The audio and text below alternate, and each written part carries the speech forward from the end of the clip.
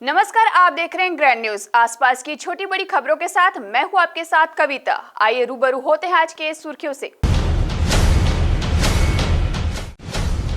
अरपा नदी में रिवरव्यू के पास नहाने गए बच्चे की डूबने से मौत। पोस्टमार्टम नहीं करने को लेकर परिजनों ने सिम्स में मचाया हंगामा।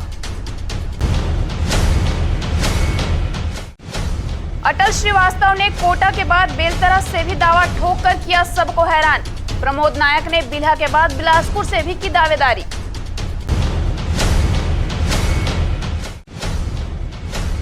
तृतीय वर्ग कर्मचारी संघ ने किया कलेक्टर कार्यालय का घेराव। पिंगुआ समिति की रिपोर्ट सार्वजनिक करने मुख्यमंत्री को दिया ज्ञापन। और रेलवे के अधिकारी मनमानी पर उतरे, शिकायत के बाद भी नहीं हो रही कार्रवाई। रेलवे परिक्षेत्र में लगाए गए लोहे के खंभे बन रहे सुचारू आवागमन में बाधा। बिलासपुर की महत्वपूर्ण खबरों एवं गतिविधियों को जानने के लिए हमारे ग्रैंड न्यूज चैनल के यूट्यूब और फेसबुक पेज को सब्सक्राइब, लाइक, फॉलो, शेयर जरूर करें। और अब खबरों को देंगे विस्तार। अरपा नदी में हुए अवैध उत्खनन एवं बेतरतीब खुदाई के चलते नदी में पानी आते ही उसमें डूबकर जल समाधि बनने का सिलसिला थमता नजर नहीं आ रहा है। महीने भर के भीतर नदी में डूबने से 5 लोगों की मौत हो चुकी है।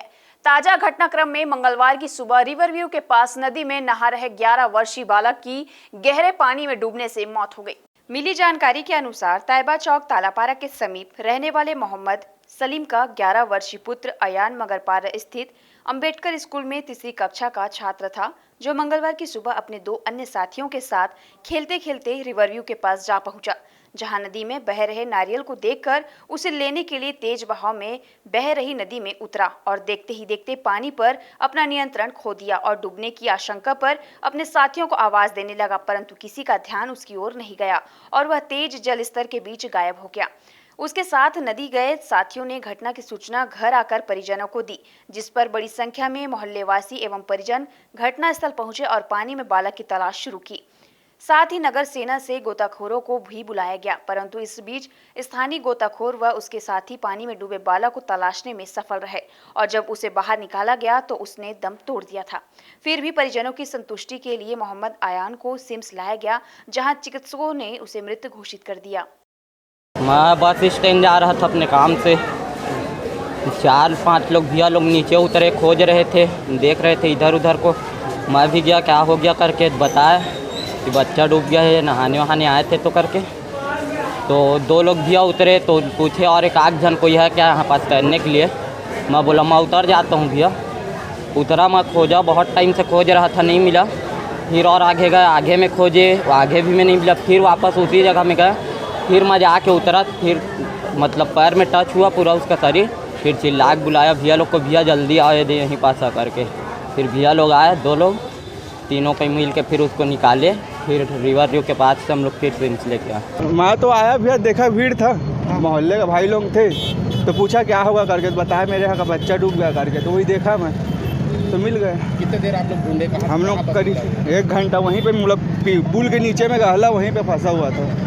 इधर खोजे थे, इधर नहीं मिला, वहीं पे फंसा हुआ था, मकान गहला है। अभी स्थिति क्या थी अभी जब निकला? अभी आइडिया नहीं है भैया, देखा नहीं हूँ, मैं खुद नहीं देखा हूँ क्या स्थिति बच्चे का, बाकी निकाल लें उसको।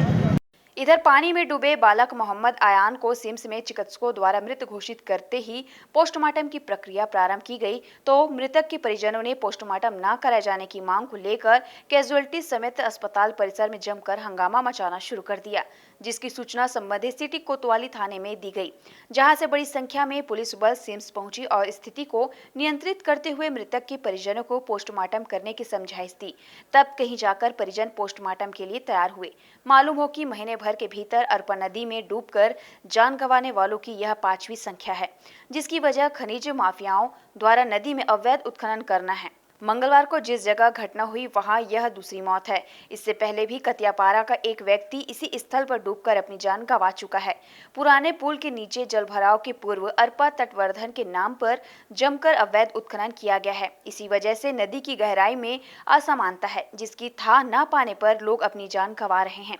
परंतु खनिज महकमा में व जिला प्रशासन की ओर से खनिज माफियाओं पर कठोर कार्रवाई न किए जाने की वजह से उनके हौसले बुलंद हैं और वे लगातार अरपा का सीना छलनी कर रहे हैं। कैमरा पर्सन राकेश मिश्रा के साथ विनोद सिंह, ग्रैंड न्यूज, बिलासपुर।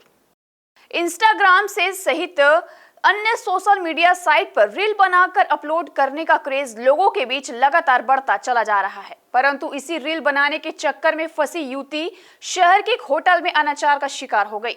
युवती के साथ आए युवक ने ही उसके साथ दुष्कर्म कर दिया। मिली जानकारी के अनुसार गत 12 अगस्त को रायगढ़ में रहने वाली युवती समीपस्थ ग्राम नंदेनी निवासी युवक लंबोदर दास महंत के साथ रील बनाने बिलासपुर स्टेशन आई हुई थी, जहां दिन में रील बनाने के बाद वे दोनों स्टेशन से लगे एक लॉज में ठहरे हुए थे, जहां युवक ने देर रात युवती के साथ जबरदस्ती करते हुए उसके साथ अनाचार किया। पीड़ित युवती ने वापस रायगढ़ लौटकर घटना की रिपोर्ट दर्ज कराई, जिस पर रायगढ़ पुलिस ने सुनने में अपराध कायम कर केस डायरी तोरवा पुलिस को सौंपी है, जिसके द्वारा फरार आरोपी की सरगर्मी से तलाश की जा रही है। एक युवती है रायगढ़ जिले की और वो ना 12 अगस्त को रील बनाने के लिए और एल्बम बनाने के लिए अपने साथियों के साथ आई थी। तो उसमें जो एल्बम बनाने वाला लड़का था लंबोदर दास महंत, वो उसके साथ यहाँ पे रेलवे स्टेशन के पास साईं अमृत होटल है, वहाँ पे रूम नंबर 401 में ले जा कर के उसके साथ अनाचार किया है। और चूँकि पीड़िता अपने रायगढ़ में रिपोर्ट लिखाना उचित समझी तो वहाँ जाके 0 से डायरी आई और मेरे द्वारा यहाँ नंबरी करके कायमी की गई है। और उस लंबोदर पटेल का डिटेल निकलवा के मैं जल्द से जल्द उस पर काम कर रही हूँ। और लंबोदर पटेल जो है नंदेली जिला रायगढ़ का रहने वाला है। छत्तीसगढ़ स्वास्थ्य संगठन का अनिश्चितकालीन हड़ताल दूसरे दिन भी जारी रहा।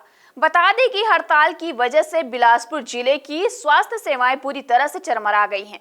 Chhattisgarh in service doctor association, स्वास्थ्य संयोजक कर्मचारी संघ, junior doctor association, Chhattisgarh NHM संघ, नर्सिंग ऑफिसर एसोसिएशन, परिचालक कर्मचारी कल्याण संघ, छत्तीसगढ़ एमएफजी, डॉक्टर छत्तीसगढ़ शासन वाहन चालक संघ व प्रदेश नर्सेस संघ सहित 12 स्वास्थ्य संगठनों ने बेमुद्दत हड़ताल शुरू कर दिया है। सभी की वर्षों पुरानी मांग यही है कि उनका वेतन बढ़ाया जाए। अनियमित वेतन व कोरोना भत्ता सहित अन्य 5 सूत्री मांगे लंबित है। नेहरू चौक पर जमे आंदोलनकारियों ने बताया कि स्वास्थ्य संघ ने जब हड़ताल किया, इन्हें केवल झुंझुना ही थमाया गया है, लेकिन इस बार ये लोग झुंझुने से नहीं मानेंगे। इन्हें तब जब तक लिखित आश्वासन नहीं दिया जाता तब तक हड़ताल पर ही डटे रहेंगे। बताया गया है कि इनके हड़ताल के चलते ग्रामीण स्वास्थ्य व उप स्वास्थ्य केंद्रों में ताला जड़ा हुआ है। इसके साथ ही जिला अस्पताल व सिम्स के भी नर्स स्टाफ व चिकित्सक हड़ताल में शामिल हैं। अपनी इन्हीं मांगों को लेकर स्वास्थ्य फेडरेशन ने मंगलवार को कलेक्टर कार्यालय पहुंचकर कलेक्टर को ज्ञापन भी सौंपा।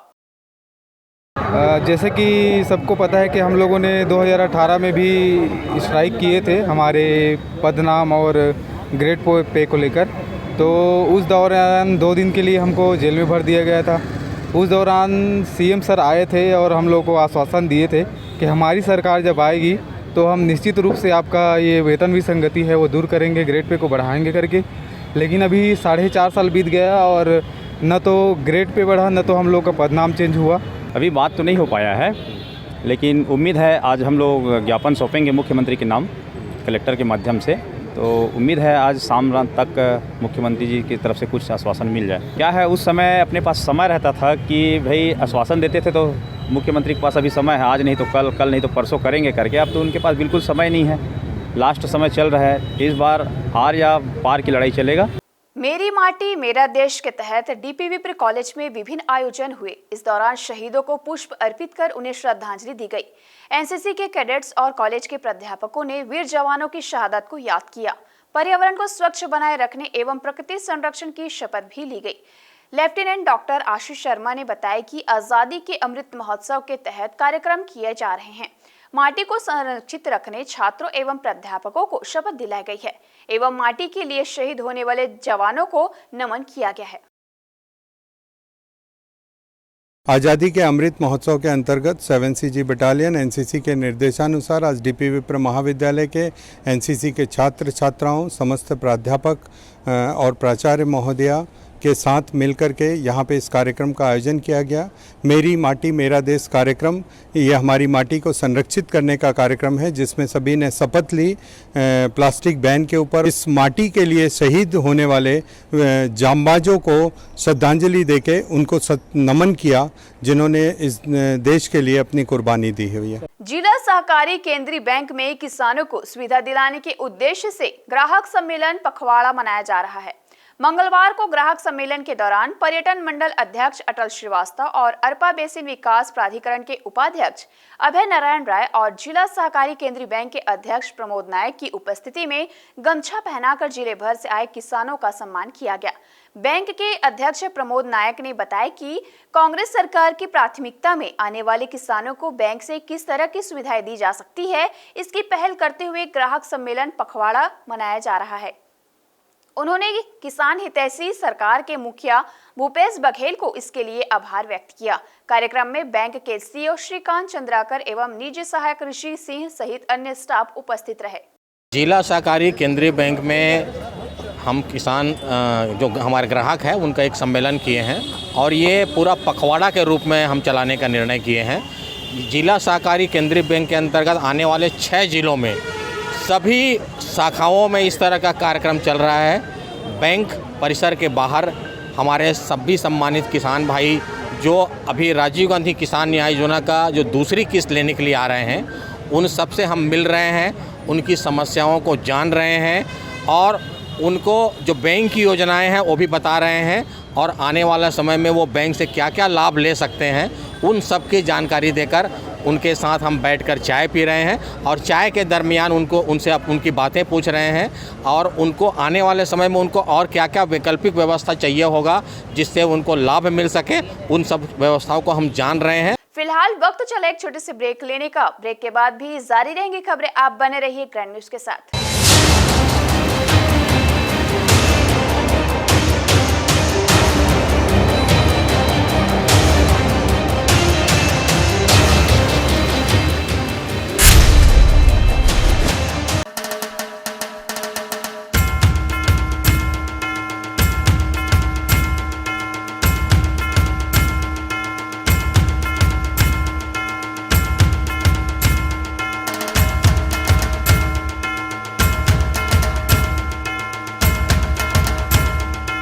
बढ़ाना हो जायका खाने का तो इस्तेमाल करें खत्री मसाले। मजेदार एवं स्वादिष्ट छोला मसाले बढ़ाएं आपके खाने का स्वाद। जो भी खाए बस दीवाना हो जाए। खत्री के छोले मसाले घर घर के मसाले। भारतीय परंपरा में शुद्ध अशुद्ध का बड़ा महत्व है। बाबा जी ये शुद्ध फल।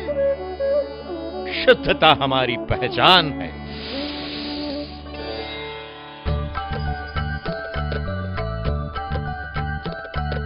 असंभव, इतना शुद्ध, इतना स्वादिष्ट। ये तो खत्री मसालों का कमाल है। हर खाने की जान खत्री मसाले, स्वाद जो दीवाना बना दे, खुशबू ऐसी कि रंग जमा दे। आज से हम शुद्ध खत्री मसालों से बना भोजन ही करेंगे। खत्री मसाले, शुद्ध मसाले।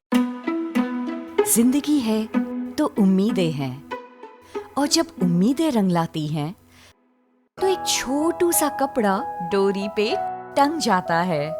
जिंदगी से जुड़ी ऐसी ही उम्मीदों को साकार करते हैं हम। Shri Siddhi Vinayak test tube baby centre और life care hospital and maternity home में। A home of hope and happiness, Bilaspur, Chhattisgarh. जिंदगी है तो उम्मीदें हैं और जब उम्मीदें रंग लाती हैं तो शरारतें पेट में गुदगुदाती हैं। जिंदगी से जुड़ी ऐसी ही उम्मीदों को साकार करते हैं हम। Shri Siddhi Vinayak test tube baby centre और life care hospital and maternity home में। A home of hope and happiness, Bilaspur, Chhattisgarh.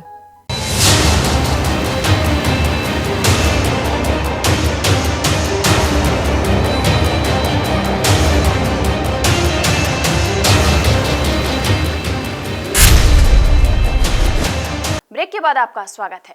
विधानसभा चुनाव की दावेदारी करने के लिए मंगलवार को आवेदन जमा करने का अंतिम दिन रहा। अंतिम दिन भी जिला कांग्रेस भवन में फॉर्म जमा करने के लिए दावेदारों की भारी भीड़ लगी रही। मंगलवार को अचानक पहुंचे पर्यटन मंडल अध्यक्ष अटल श्रीवास्तव ने बेलतरा विधानसभा से दावेदारी करते हुए सभी को चौंका दिया। इसके पूर्व उन्होंने कोटा विधानसभा से भी दावेदारी की है। वहीं जिला सहकारी बैंक के अध्यक्ष प्रमोद नायक ने बिल्हा के बाद बिलासपुर विधानसभा से भी फॉर्म जमा कर अपना दावा ठोक दिया है। इसी तरह चाटीडी के पार्षद और वरिष्ठ कांग्रेस नेता विष्णु यादव ने भी दावेदारी करते हुए बेलतरा विधानसभा से अपना आवेदन जमा किया है। उन्होंने कहा कि यदि पार्टी बेलतरा से उन्हें टिकट देती है तो वे जीत कर दिखाएंगे। सबसे बड़ी हैरत की बात यह है कि बेलतरा विधानसभा से 80 से अधिक उम्मीदवारों ने अपना फॉर्म जमा कर सर्वाधिक दावेदारी का रिकॉर्ड बनाया है। विश्व के सबसे बड़े लोकतांत्रिक पार्टी कांग्रेस पार्टी ने कि राष्ट्रीय नेतृत्व और प्रदेश नेतृत्व ने जिस तरह से एक आम कार्यकर्ताओं को भी अवसर देने का काम किया है, जिसपे एक लोकतांत्रिक परंपरा से हम फॉर्म भर रहे हैं और फॉर्म भरकर अपने दावेदारी पेश कर रहे हैं। निश्चित रूप से कांग्रेस पार्टी के लिए उत्साह और कांग्रेस पार्टी को आगे बढ़ाने के लिए ये बहुत बड़ी सराहनीय कदम है। इसके लिए मैं आदरणीय खड़गे जी और हमारे प्रदेश के अध्यक्ष आदरणीय भूपेश बघेल जी और प्रदेश अध्यक्ष सबको बधाई दूंगा कि उन्होंने एक ऐसी परंपरा जिसमें एक आम कार्यकर्ता भी आकर अपनी दावेदारी पेश कर सकता है और अपनी फॉर्म भर सकता है। आने वाले समय में जिनको भी फॉर्म मिलेगा सारे लोग मिलकर उसके लिए काम करेंगे। मैं आज इसी तरह पर मैं कल बिल्हा से मैं अपनी दावेदारी किया हूं और आज बिलासपुर विधानसभा से भी अपनी दावेदारी किया हूं। जो हमारे नेतृत्व है वो आगे जिस पर हमको बिल्हा या बिलासपुर जहाँ से भी अवसर देगी उसका हम अक्षरशः पालन करेंगे और बड़ी मजबूती के साथ उस सीट पर कांग्रेस पार्टी को जीत दिलाने का काम करेंगे। अभी बेलतरा विधानसभा से ब्लॉक 3 में मेरे पास 36 आवेदन आ चुके हैं। 37वां भी बल्कि 37 हो गया और बिलासपुर विधानसभा से 3 लोगों का आवेदन प्राप्त हुआ है। आज अंतिम दिन है, अभी 2-4 और आने वाले हैं। लोग संपर्क किए हैं और कितने तक क्या आ जाएगा? नहीं, लगभग मेरे पास तो लगभग जो है 40 के आसपास ही रहेगा, पर पूरा ओवरऑल बेलतरा विधानसभा 80 पार जा रहा है ना, 85 को भी पार कर गए होगा। बेलतरा विधानसभा से दावेदारी किया है और ये दावेदारी मैं पहले से भी करते आ रहा हूँ और बस कुछ अंकों के लिए चूक रहा हूँ बार बार, और इस बार भी मैंने दावेदारी किया है और पार्टी अगर मुझे प्रत्याशी बनाती है तो निश्चित रूप से मैं चुनाव जीतूंगा और पार्टी के कांग्रेस पार्टी के हाथ को मजबूत करूंगा। विधानसभा चुनाव 2023 की उल्टी गिनती प्रारंभ हो चुकी है। भाजपा ने जहां कुछ उम्मीदवारों के नाम तय कर दिए हैं तो सत्ताधारी कांग्रेस पार्टी भी विधानसभा चुनाव लड़ने के इच्छुक उम्मीदवारों से ब्लॉक स्तर पर आवेदन मंगवाई जा रही है। विधानसभा चुनाव में सिंधी समाज ने भी अपनी उम्मीदवारी दर्ज कराते हुए बिल्हा व बिलासपुर विधानसभा से दावेदारी ठोकी है। आवेदन जमा करने के अंतिम दिन 22 अगस्त मंगलवार को सिंधी समाज के युवा कांग्रेस नेता विजय वर्मा ने जहां बिल्हा विधानसभा क्षेत्र के लिए दावा ठोका है तो वहीं बिलासपुर विधानसभा के लिए विक्की आहूजा ने अपनी दावेदारी पेश की है। बिलासपुर विधानसभा से हमारी समाज से कई सालों से टिकट मांग रहे हैं और इस बार आपस में निर्णय हुआ है कि टिकट इनको देना चाहिए। हमारी बड़ी संख्या बिलासपुर में 30,000 मतदाता सिंधी समाज से हैं, तो सिंधी समाज के आशीर्वाद से मैं अपनी दावेदारी पेश किया हूँ। 1982 से कांग्रेस का झंडा लेकर बिलासपुर में चल रहा हूँ। हर आंदोलन में गिरफ्तार हुआ हूँ और लाठी चार्ज में भी, लाठी खाने में सबसे पहली लाठी खाने में मैं रहा हूँ और मेरा अधिकार बनता है। और इस बार कांग्रेस पार्टी से मुझे भरोसा है कि मुझे टिकट देगी। मेरी यही प्रार्थना है कांग्रेस कमेटी से कि समाज से एक टिकट बिलासपुर को दिया जाए। आज आवेदन का आखिरी दिन था तो हमारे समाज की तरफ से मैंने बिल्हा विधानसभा से अपनी दावेदारी प्रस्तुत की है और बिलासपुर से हमारे भाई विजय आहूजा ने दावेदारी प्रस्तुत की है, क्योंकि हमारे समाज का दमदारी से हक बनता है कि आज तक हमारे समाज से किसी सिंधी समाज को टिकट नहीं दी गई। उसी बिहाव में हमारे समाज की संख्या को देखते हुए हमारे समाज का जो दबाव पड़ा है, सामाजिक दबाव में समाज चाह रहा है कि हमारे समाज को टिकट दी जाए। यही सोच के हमने कांग्रेस पार्टी से बिल्हा विधानसभा से मैंने विजय वर्मा ने और बिलासपुर से विजय आहूजा जी ने आवेदन दिया है। छत्तीसगढ़ में चुनाव की नजदीकियों ने नेताओं की सक्रियता को बढ़ा दिया है। खासकर अपने आप को विधायक के रूप में देखने वाले नेता इन दिनों सड़कों से लेकर दीवारों तक नजर आने लगे हैं। इसी तरह वर्षों से कांग्रेस पार्टी से जुड़कर पार्टी को अपनी सेवा दे रहे दिलीप पाटिल ने भी अपने समर्थकों के साथ कांग्रेस भवन पहुंचकर बेलतरा विधानसभा से दावेदारी ठोकी और ब्लॉक अध्यक्ष को आवेदन सौंपा। इस दौरान उनके साथ मोहम्मद अमजद झुग्गी झोपड़ी के प्रदेश अध्यक्ष भी नजर आए। दिलीप पाटिल ने मीडिया में बयान करते हुए स्पष्ट कहा है कि यदि पार्टी मुझे टिकट देती है तो मैं पार्टी के मंसूबों पर पूरा खरा उतरूंगा और अगर टिकट नहीं भी देती है तो मैं जिस तरह से वर्षों से जुड़कर कांग्रेस पार्टी में अपनी सेवा दे रहा हूं, उसी तरह भविष्य में भी पार्टी से जुड़कर अपनी सेवाएं देता रहूंगा। मैं छात्र राजनीति जीवन से कर रहा हूं। मैं NSUI में रहा, युवा कांग्रेस में रहा, संगठन में रहा, झुग्गी झोपड़ी जिला अध्यक्ष में रहा, मैं पंच रहा, उप सरपंच रहा, निरंतर चुनाव अपने क्षेत्रों से जीता हुआ हूं। मेरा परिवार समर्पित 35 से 40 वर्षों से कांग्रेस के प्रति निष्ठावान परिवार है और मैं भी कांग्रेस के प्रति निष्ठावान हूं और सदा रहूंगा। मैं गरीबों के सेवा के लिए तत्पर रहता हूं, हमेशा सेवा करता हूं, मेरा परिवार पूरा सेवा करता है। इसलिए मैं आगे की सेवा के लिए, लोगों की सेवा के लिए मैं उम्मीदवारी अपना दर्शा रहा हूं, आवेदन दिया हूं। मुझे उम्मीद है अगर पार्टी मुझे टिकट देती है तो मैं गरीबों के लिए हमेशा सेवा के लिए तत्पर रहूंगा। अगर किसी और को भी देती है तो मैं कांग्रेस के प्रति समर्पित भावना से तन मन धन कांग्रेस पार्टी को जिताने के लिए समर्पित रहूँ। दिलीप पाटिल जी का परिवार 35 वर्ष से कांग्रेस से सक्रिय परिवार के नाते जाना जाता है और 2018 में माननीय भूपेश बघेल जी प्रदेश अध्यक्ष थे तो इसी बिलासपुर के अंदर में झुग्गी झोपड़ी का आम सम्मेलन किया गया था जो लिंगियाडी के अंदर में था। और इसी तरह हम चाहते हैं कि हमारे भी एक जिले के अध्यक्ष को झुग्गी प्रकोष्ठ की टिकट दिया जाए और हम उनको विधायक बना के पूरा झुग्गी जो प्रकोष्ठ के लोग विधायक बना के हम सदन तक ले जाने की तैयारी करें। माननीय भूपेश बघेल कांग्रेस सरकार की योजना जन जन लोकप्रिय गाँव गरीब किसान मजदूर तत्व के लोगों तक पहुँचाने का हमारा काम है और जो पार्टी का जो निर्देश होगा उसका पालन करें। पत्रकारों का धरना प्रदर्शन आखिरकार प्रशासन के ऊपर भारी पड़ा। मंगलवार को धरना प्रदर्शन के दूसरे दिन ही सहायक पंजीयक फर्म एवं सोसाइटी कार्यालय द्वारा पत्रकारों के हित में निर्णय लेते हुए प्रेस क्लब का चुनाव 20 सितंबर के भीतर करने का आदेश जारी कर दिया।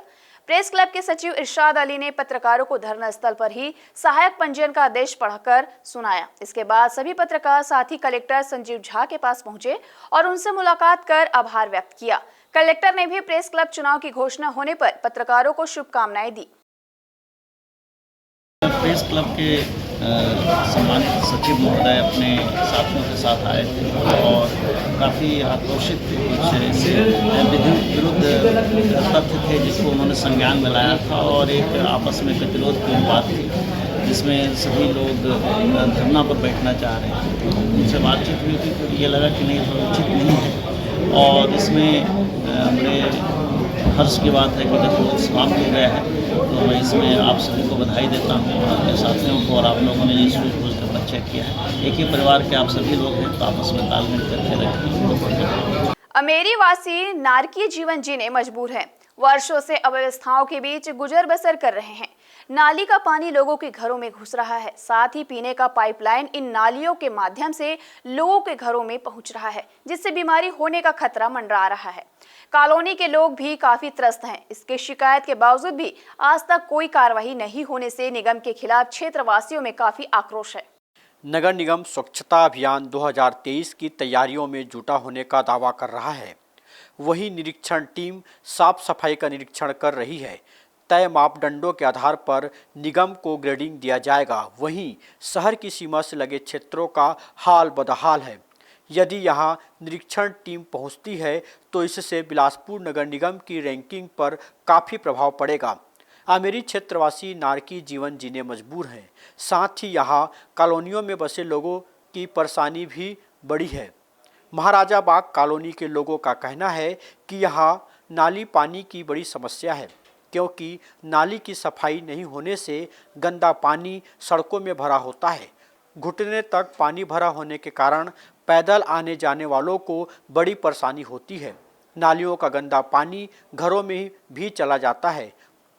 वहीं नालियों से होते हुए पीने के पानी का पाइप घरों तक गया है, जिससे संक्रमण फैलने का खतरा हमेशा बना रहता है। इसे विधायक के पास किया गया है, निगम कमिश्नर के पास किया गया है और पार्षद के पास भी किए हैं, पर उन लोगों ने कोई अभी तक ऐसा हम लोगों को समाधान नहीं मिला है। और इतना ज़्यादा सबके सेप्टिक का पानी है कि हम लोगों को मतलब बीमारी होने का भी खतरा है। लोगों के नल के खुल रहे हैं, उसी पानी को लोग पी रहे हैं। हम लोग बहुत परेशान हैं। समाधान चाहते भैया, सही ढंग से हम लोग को उसका समाधान मिले। हम लोग को आने जाने में परेशानी, हस्बैंड लोग घर में नहीं है, हम लोग पैदल यहाँ से निकल नहीं सकते। सब हम लोग को घर में मतलब बंधे हुए कैद है। हम लोग कॉलोनी में, हम लोग कॉलोनी में कैद हो गए यहाँ से, और हमारा कोई दूसरा रास्ता नहीं है निकलने का। ये करीब 5-6 महीने से पूरी समस्या सी बनी हुई है। पूरा पानी भर जाता है यहाँ पे, आने जाने में बहुत परेशानी होती है। दूसरी बात क्या है कि जो नल का जो कनेक्शन दिया गया है, कनेक्शन दिए हैं वो तो ठीक है, पर पानी निकासी के लिए नाली उन लोगों ने नहीं बनाया, जो कि इनके घरों का जो गंदा पानी है, सेप्टिक का पानी है, और जो भी यूज़ करते हैं सब पानी हमारे सड़क में आ रहा है, जिस कारण से हम लोग को आने जाने में बहुत असुविधा हो रही है। और गंदगी भी, मच्छर, सब चीज़ है उसमें, कीड़े भी पड़ जाते हैं उसमें। पंचायत से निगम में शामिल आमेरी वासियों का कहना है, पहले पंचायत निगम क्षेत्र में थे तो विकास कार्य होता था। जब से नगर निगम में शामिल हुए हैं, यहाँ बदहाली का आलम है। निगम यहाँ झांकने तक नहीं आता। क्षेत्र की अव्यवस्थाओं की शिकायत नगर निगम आयुक्त, पार्षद, महापौर से भी की जा चुकी है, लेकिन आज तक यहाँ की व्यवस्था जस की तस बनी हुई है। लगता है नगर निगम केवल दीवारों में ही स्वच्छता अभियान चला रही है। जमीनी स्तर पर हालात तो कुछ और दिख रहा है। निगम को जल्द इस ओर ध्यान देते हुए सुधार कार्य करना चाहिए, अन्यथा जांच टीम यहां का दौरा करती है तो इसका नकारात्मक प्रभाव निगम के ग्रेडिंग पर पड़ेगा। कैमरामैन गोपाल मौर्य के साथ शत्रुघ्न चौधरी, ग्रैंड न्यूज, बिलासपुर। फिलहाल वक्त चले एक और छोटी सी ब्रेक लेने का। ब्रेक के बाद भी जारी रहेंगी खबरें, आप बने रहिए हमारे साथ।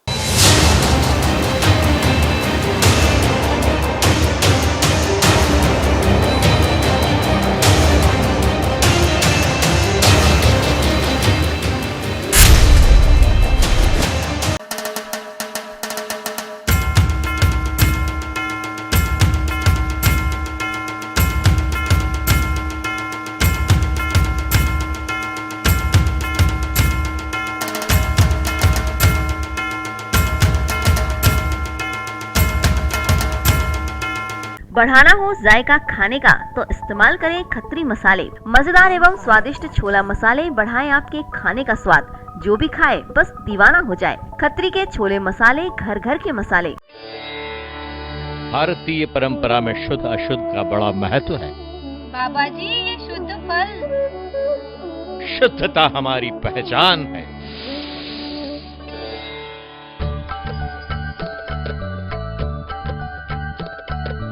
असंभव, इतना शुद्ध, इतना स्वादिष्ट। ये तो खत्री मसालों का कमाल है। हर खाने की जान खत्री मसाले, स्वाद जो दीवाना बना दे, खुशबू ऐसी कि रंग जमा दे। आज से हम शुद्ध खत्री मसालों से बना भोजन ही करेंगे। खत्री मसाले, शुद्ध मसाले। जिंदगी है तो उम्मीदें हैं, और जब उम्मीदें रंग लाती हैं तो एक छोटू सा कपड़ा डोरी पे टंग जाता है। जिंदगी से जुड़ी ऐसी ही उम्मीदों को साकार करते हैं हम। Shri Siddhi Vinayak test tube baby centre और life care hospital and maternity home में। A home of hope and happiness, Bilaspur, Chhattisgarh. जिंदगी है तो उम्मीदें हैं, और जब उम्मीदें रंग लाती हैं तो शरारतें पेट में गुदगुदाती हैं। जिंदगी से जुड़ी ऐसी ही उम्मीदों को साकार करते हैं हम। Shri Siddhi Vinayak test tube baby centre और life care hospital and maternity home में। A home of hope and happiness, Bilaspur, Chhattisgarh.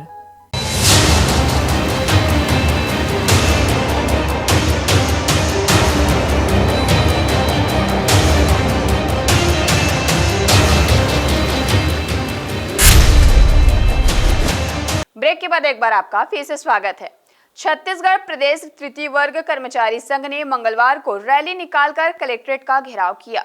संघ के पदाधिकारियों ने पिंगुआ कमेटी की रिपोर्ट को सार्वजनिक करने और इसकी सिफारिशों को लागू करने की मांग को लेकर मुख्यमंत्री भूपेश बघेल और मुख्य सचिव के नाम कलेक्टर को ज्ञापन सौंपा। तृतीय वर्ग कर्मचारी संघ के प्रदेश अध्यक्ष GR चंद्र ने बताया कि अर्जित अवकाश नजदीकीकरण मध्य प्रदेश में 300 दिनों का दिया जा रहा है, छत्तीसगढ़ में भी इसे लागू किया जाए। इसी तरह कांग्रेस के घोषणा पत्र में शामिल 4 स्तरीय वेतनमान को भी शीघ्र लागू किया जाए। तो वेतन विसंगति है, उसके लिए तो सारे संवर्ग के जो वेतन विसंगति, लिपिक, शिक्षक, ये सभी वेतन विसंगति के लेकर सरकार ने एक समिति बनाया, पिंगुआ समिति। पूर्व सरकार DN तिवारी एक समिति बनाया था, लेकिन उसने आज तक रिपोर्ट नहीं दिया। ये सरकार का भी ऐसा लगता है कि पिंगुआ समिति की रिपोर्ट को सार्वजनिक नहीं करना चाहता। सारे कर्मचारी, जितने भी संवर्ग के कर्मचारी चाहते हैं पिंगुआ समिति की रिपोर्ट जारी हो। जो 70, 80 या 90 जो नवनियुक्त कर्मचारी जो PSC भी आ रहे हैं, उनको भी स्टाइपेंड के रूप में दिया जा रहा है। ये हमारे कर्मचारी जगत के लिए बहुत नुकसानदायक है। जो नए बच्चे आ रहे हैं उनको स्टाइपेंड के रूप में दिया जाए। हमारा मांग है कि उस नीति को, उस आदेश को रद्द किया जाए और पूर्ववत जो हमारे कर्मचारी 2 साल के परीक्षा अवधि में और उनको पूर्ण वेतन दिया जाता है, उसके अनुसार ये लागू। तृतीय वर्ग कर्मचारी संघ अपनी एक सूत्री मांगों को लेकर धरना प्रदर्शन किया। मंगलवार को रिवरव्यू रोड में अपनी मांगों को लेकर कर्मचारियों ने जमकर नारेबाजी की। संघ का कहना है, पिछले 40 वर्षों से वेतन विसंगति की मांग को लेकर सरकार के समक्ष अपनी बात रखी जा रही है। इसके बावजूद भी शासन से केवल आश्वासन ही मिल रहा है। उन्होंने कहा, यदि हमारी मांगें पूरी नहीं हुई तो आने वाले समय में उग्र आंदोलन किया जाएगा। धरना प्रदर्शन के बाद कर्मचारियों ने रैली निकालकर कलेक्टर को ज्ञापन सौंपने गए। ज्ञापन में कहा गया है, मांग पूरी नहीं होने पर 4 सितंबर से अनिश्चितकालीन आंदोलन किया जाएगा। इस दौरान कर्मचारी संघ के पदाधिकारी सदस्य मौजूद रहे। मांगे तो लगातार सतत 2011 से चली आ रही है और सभी शासनकाल में हमने लगातार अवगत भी कराया। लिपिक वर्ग के जो वेतन विसंगति है, इन्हीं वेतन विसंगति को दूर करने के लिए तमाम बार, चाहे DN तिवारी कमेटी की बात हो या तमाम कमेटियां लगातार शासन स्तर में बन रही है, जिसमें ग्रेड पे की परिवर्तन करने की मांग ले रहे हैं। 81 से हमारा वेतन विसंगति लगातार चला आ रहा है। 5वां वेतनमान, 6वां वेतनमान, 7वां और आने वाले 8वां वेतनमान में भी ऐसी स्थिति बनी हुई है। हम सब लिपिक साथी एक फेडरेशन के माध्यम से आज 1 दिवसीय हड़ताल में हैं और हमारी वेतन विसंगति की मांग वर्षों से लंबित है, करीब 40 साल से। और पिछले कई सालों से हम कई बार हड़ताल कर चुके हैं, लेकिन आज तक हमारी मांग पूरी नहीं हुई है। और शासन से हमारा निवेदन है कि हमारी मांग जल्द से जल्द पूरा करें, और यदि मांग पूरी नहीं होती है तो आगामी 4 सितंबर से हम सब लिपिक साथी पूरे प्रदेश के अनिश्चितकालीन आंदोलन पर बैठेंगे। लंबे समय बीत जाने के बावजूद रेलवे के द्वारा प्रमुख मार्गों को बंद करने के उद्देश्य से लगाए गए खंभों को अब तक नहीं हटाया गया है। इसके चलते न केवल आम यात्री परेशान है, बल्कि इससे रेल कर्मी भी बहुत ज्यादा हलाकान है। इसके साथ ही साथ आपातकालीन स्थिति में समय पर एम्बुलेंस भी स्टेशन तक नहीं पहुंच पा रही है। ऐसा नहीं कि इसको लेकर जनप्रतिनिधियों, स्थानीय निवासियों ने कोई पहल नहीं की, बल्कि इसको लेकर धरना प्रदर्शन किया गया, DRM का घेराव किया गया, रेलवे अफसरों व सांसद तक को ज्ञापन सौंपा गया। बावजूद इसके अब तक रेलवे ने इस ओर कोई पहल नहीं की है।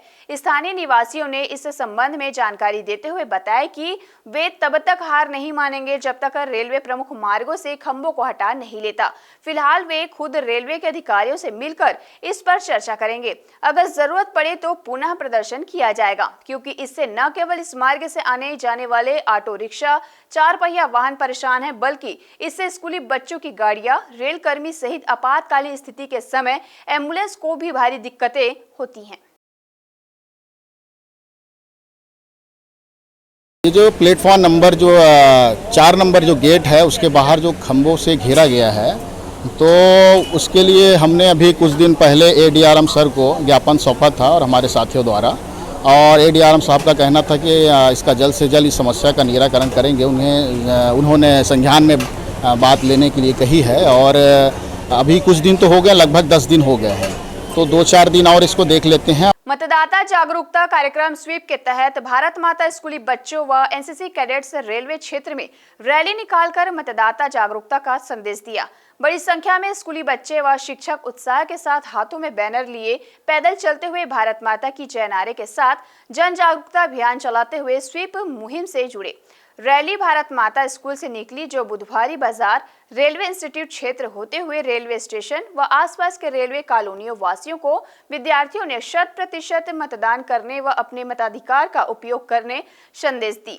गौरतलब है कि भारत निर्वाचन आयोग के निर्देशानुसार जिले में आगामी निर्वाचन को दृष्टिगत रखते हुए स्कूली सहित विभिन्न संस्थानों में स्वीप के तहत विभिन्न कार्यक्रमों का आयोजन किया जा रहा है। इस तरह आयोजन रेलवे परिक्षेत्र अंतर्गत स्थित स्कूलों में भी किया जा रहा है।